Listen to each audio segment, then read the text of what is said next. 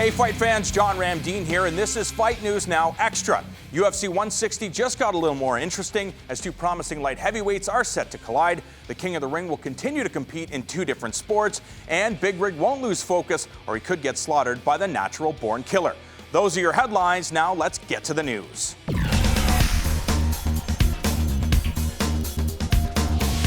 UFC 160 in Las Vegas is shaping up to deliver action-packed combat that should please almost every type of fight fan.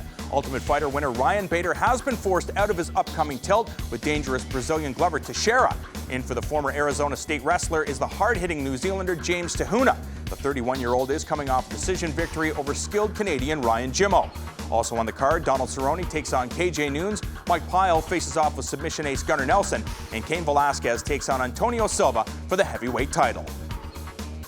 It looks like standout kickboxer Tyrone Spong will spend his days training for both mixed martial arts and kickboxing matches. The 27-year-old, who is currently working with Miguel Cotto's boxing coach Pedro Diaz, feels it is important to stay active while getting the much-needed in-ring experience in mixed martial arts competition.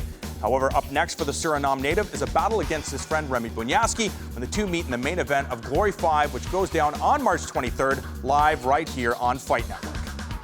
And finally, UFC welterweight contender Johny Hendricks is not bitter about not facing George St-Pierre for the title. Instead, the WEC veteran says he has to keep his mind on the task at hand, and that happens to be a battle with the very last man to hold the WEC 170-pound title.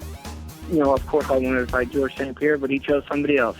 All right, cool. Nothing else matters but Carlos Condit at this point. If I even think about overlooking him, he'll definitely beat me, you know, so I got to go out there, and nothing else matters but Carlos Condit. Joining me now, Mr. Robin Black. And UFC 158, of course, has been all about George St-Pierre and Nick Diaz. But I want to get to the co-main event, a fight that you think is very underrated.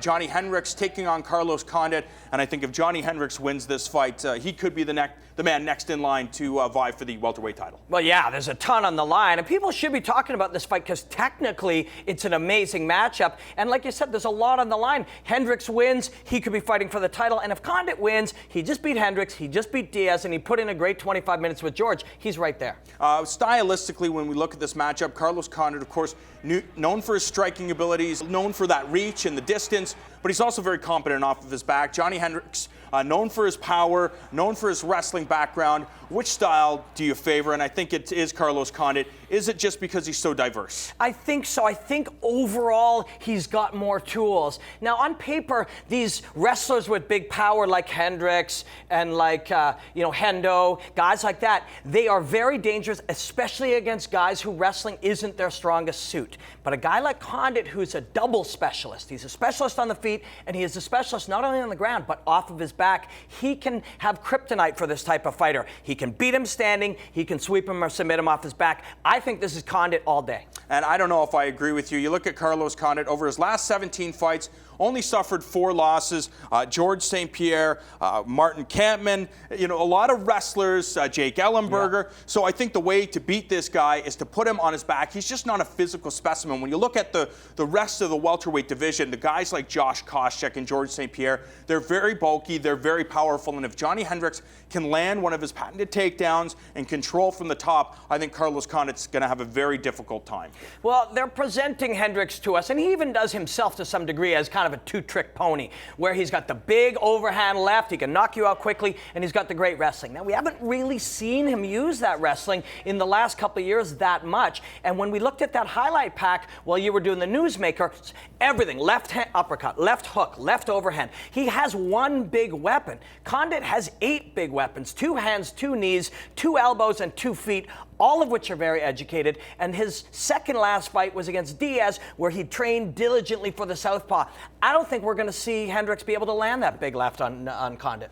Johny Hendricks has faced a lot of good wrestlers right now in his career, 14-1, only losing to Rick Story. But look at these victories: Martin Kampmann, Josh Koscheck, John Fitch, Mike Pierce, Charlie Brenneman, and TJ Grant. This guy is definitely skilled. hitting his stride right now, especially considering that he's in the prime of his career. Let's look at Condit from top to bottom. Since 2006, all but like 2 of his wins are finishes. Subs guys, knocks guys out, finishes guys off his back. And you know what? What are you going to do with him? He will beat Hendricks on the feet, and on the mat, he can sweep him or submit him.